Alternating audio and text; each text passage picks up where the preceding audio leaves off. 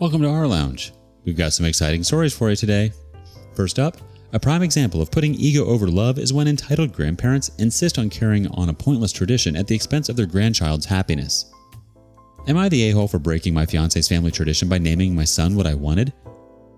Throwaway because I have in-laws on Reddit.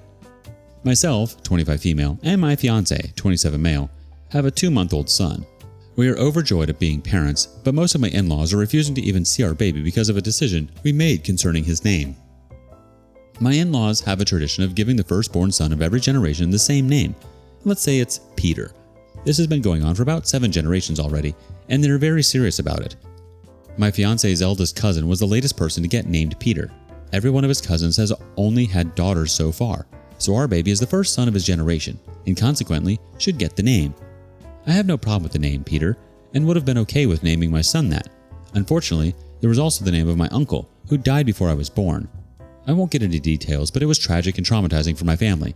My father never got over losing his younger brother. My grandmother asked the family not to name any of our future children Peter during her lifetime. My mother-in-law and father-in-law knew about this promise, and at first seemed to not only be okay with us avoiding the name Peter, but also supportive of the one we chose. However, my grandmother sadly passed away when I was 7 months pregnant. We traveled for her funeral. On our last days there, my in-laws called to offer me their condolences. Then my mother-in-law asked me if I was willing to think about the name Peter now. Suddenly, they were insistent that the name we chose was awful and we had to honor their tradition. According to them, they had only agreed to make an exception for us for my grandmother's sake and had no obligation to keep it now that she had passed. My family agrees that while it's true we don't have to avoid the name anymore, it still doesn't feel right to use it. My fiancé agrees with me as well, but his parents spent the last weeks of my pregnancy trying to convince us to change our minds about the name. When our baby was born and we named him what we wanted, my in-laws were furious that we had broken a 7-generation-old family tradition. Some of them hadn't previously wanted to name their sons Peter, but did it anyway for the family's sake. They said our decision was selfish, and that my family should have moved on by now. This has truly nothing to do with whether my family has moved on or not. It just felt like a betrayal to my grandmother and uncle's memories to even consider using the name. My father-in-law offered us $1,000 to change our son's name to Peter after he was born. That was 2 months ago, and neither of my fiance's parents have met the baby or seen us since I was pregnant.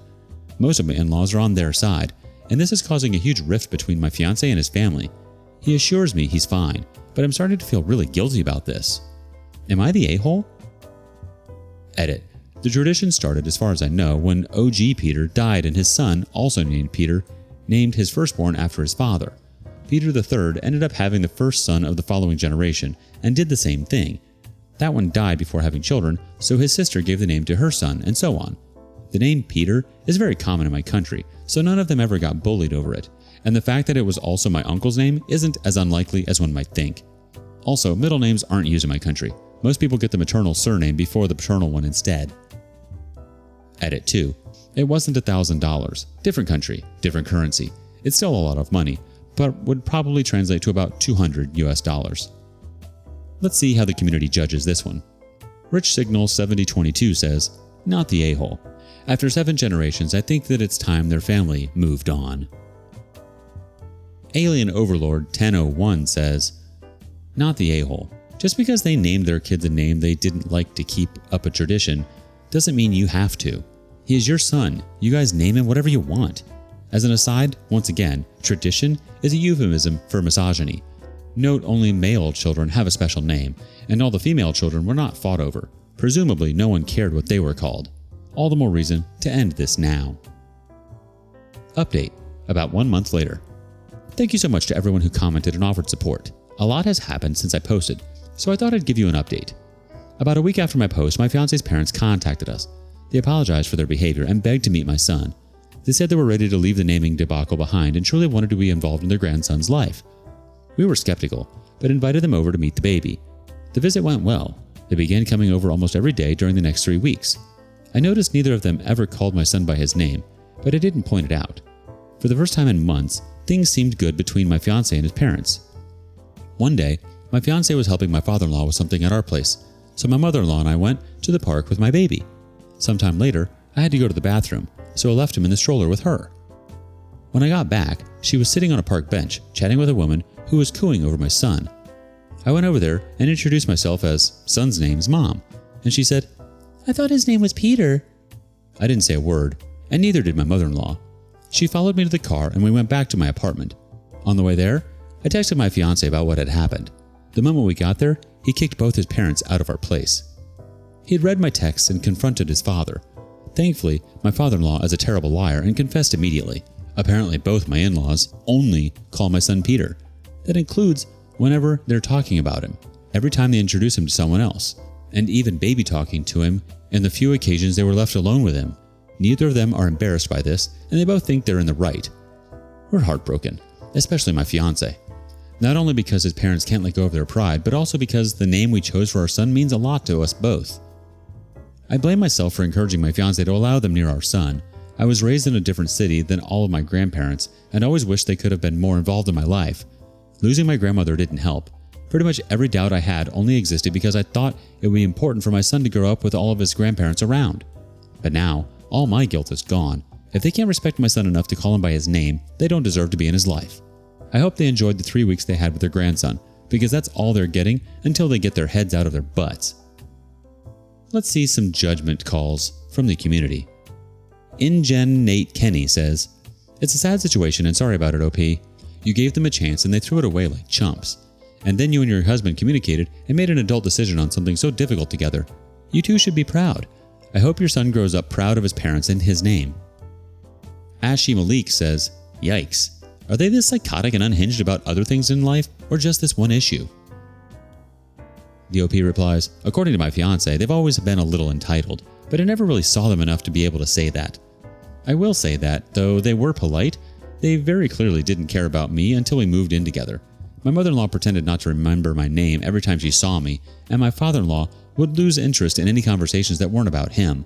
Once it was clear me and my fiancé were in it for the long term, they started acting a lot more friendly towards me, but it never seemed sincere." Spooky Bean Burrito wants to say, "My maternal grandparents did this to me. They didn't like the name my parents gave me, decided I should be named Amanda, and then called me Amanda for years.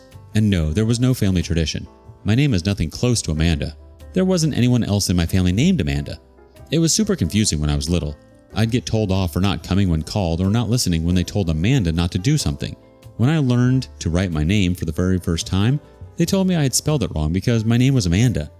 At least when I was little, I just assumed they didn't know. I mean, I just learned to write the alphabet. Maybe they're just learning too? Or maybe it was like how I called them Grandpa and Grandma, but they also had different names. Maybe Amanda's like that? And then I got old enough to realize that no, they were just crappy. Eventually, I refused to see them unless they called me by my name. They never did.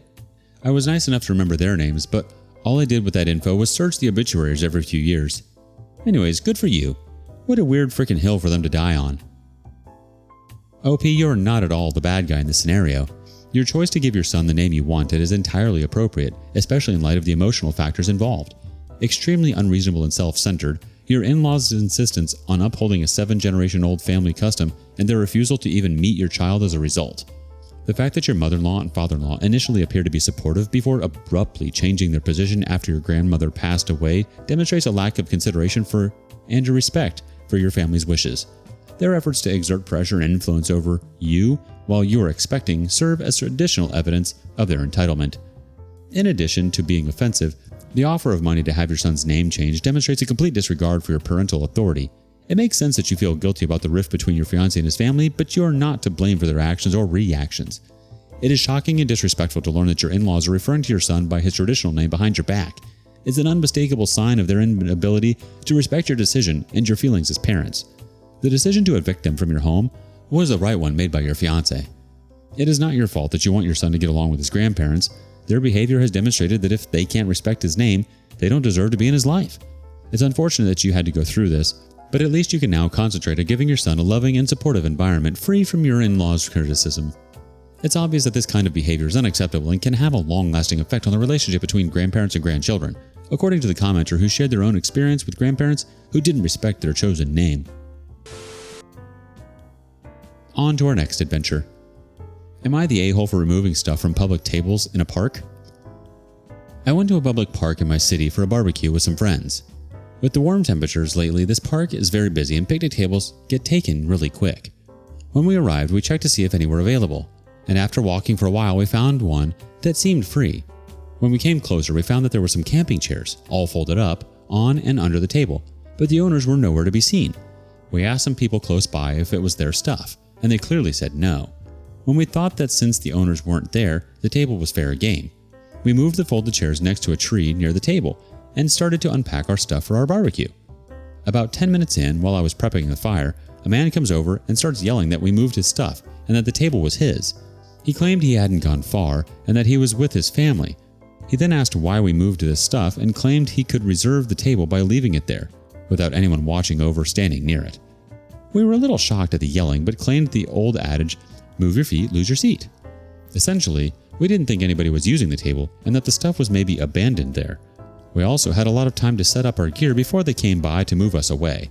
If they had come right as we sat, we would have left without a word, but the man was outright hostile and, to our point of view, in the wrong. So we tried to hold our ground. His family eventually joined him, and he had young kids there. After a good 10 minutes of arguing with the guy, we decided to take the high road and leave him the table. I still think we were in the right, but I'd like to know other people's opinion. Am I the a-hole? Not the a-hole. The other person's hostile response was unjustified, and leaving folded chairs on an empty table in a crowded park doesn't give someone the right to claim it indefinitely, especially without anyone to watch over it. Now let's see what the community has for judgment. Naked Without My Hoodie says, not the a-hole. This is like people who claim beach pool chairs first thing in the morning, then come back whenever they feel like it. You can't just put your stuff on a public space to reserve it for an indeterminate amount of time.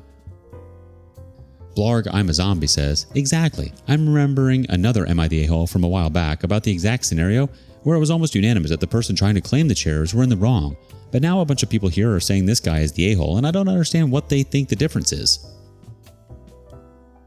Bryce Martle says, not the a-hole. It is a public table in a public park. People can't simply claim it by leaving their stuff underneath and letting it unsupervised. Pumpkin Bubbles wants to chime in. Really hard to say without knowing how long the chairs had been in the ground. If the guy put his stuff down and expected to have the table waiting for him when he got back hours later, he's the a-hole. But if he was just unloading his car, you're the a-hole. Argyle Fire wants to say, isn't that kind of the point though? OP had no way of knowing if this was a legitimate save or one of those a-holes that reserved a table or chair in the morning so they have something ready to use in the afternoon. Since he took 10 minutes to get back, I'd say he reserved a table before he had actual need of it, which means OP is not the a-hole. One more judgment from Dr. No Good Newman. If it was just chairs, still folded up, and the table was occupied for more than 10 minutes, I'm going to go with not the a-hole. I feel like you don't get to save a table for that long in a busy park unless you either have things fully set up or you leave a person there to watch the table. I don't think the other guy was an a-hole for trying to save the table, but he didn't have any right to be so angry about it. Thank you for joining us today on rLounge. Make sure to like and subscribe and hit that notification bell. If you have something you want to say regarding today's content, share that with us in the comments below.